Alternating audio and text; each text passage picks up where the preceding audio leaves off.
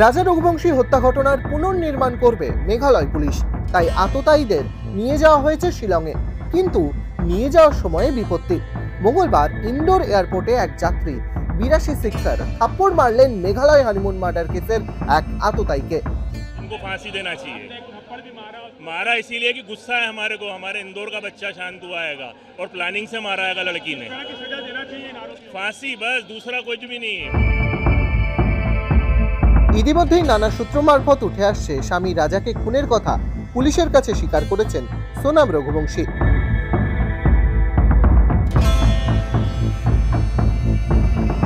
তবে ধৃতদের জেরা করে তার থেকেও চাঞ্চল্যকর তথ্য জানতে পেরেছে পুলিশ। ইন্ডিয়া টুডের প্রতিবেদন অনুযায়ী পুলিশ সূত্রে খবর, স্বামীকে খুন করতে রীতিমতো প্ল্যান বি তৈরি করে রেখেছিলেন সোনাম।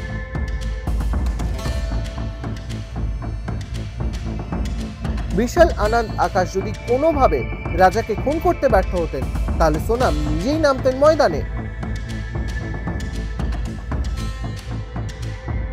সোনামকে মঙ্গলবার রাতেই ফ্লাইটে গুয়াহাটি নিয়ে যাওয়া হয়। তাকে নিয়ে সেখান থেকে সড়ক পথে শিলং পৌঁছয় পুলিশ। রাতে সোনামকে শিলংয়ের গণেশ দাস হাসপাতালে নিয়ে গিয়ে স্বাস্থ্য পরীক্ষা করানো হয়। মেঘালয়ের হানিমুন মার্ডার কেসে অভিযুক্ত সোনাম রঘুবংশী সহ 5 জনকে নিজেদের হেফাজতে নিয়ে 2-3 দিনের মধ্যেই ঘটনার পুনর্নির্মাণ করবে মেঘালয় পুলিশ। সব অভিযুক্তকেই ঘটনাস্থলে নিয়ে যাওয়া হবে। 23শে মে রাজা রঘুবংশী খুনের দিন সময় ধরে ধরে ঠিক কি হয়েছিল তা পুনর্নির্মাণ হবে, এই কথাই জানিয়েছেন ইস্ট খাসি হিলস জেলার পুলিশ সুপার বিবেক সিএম।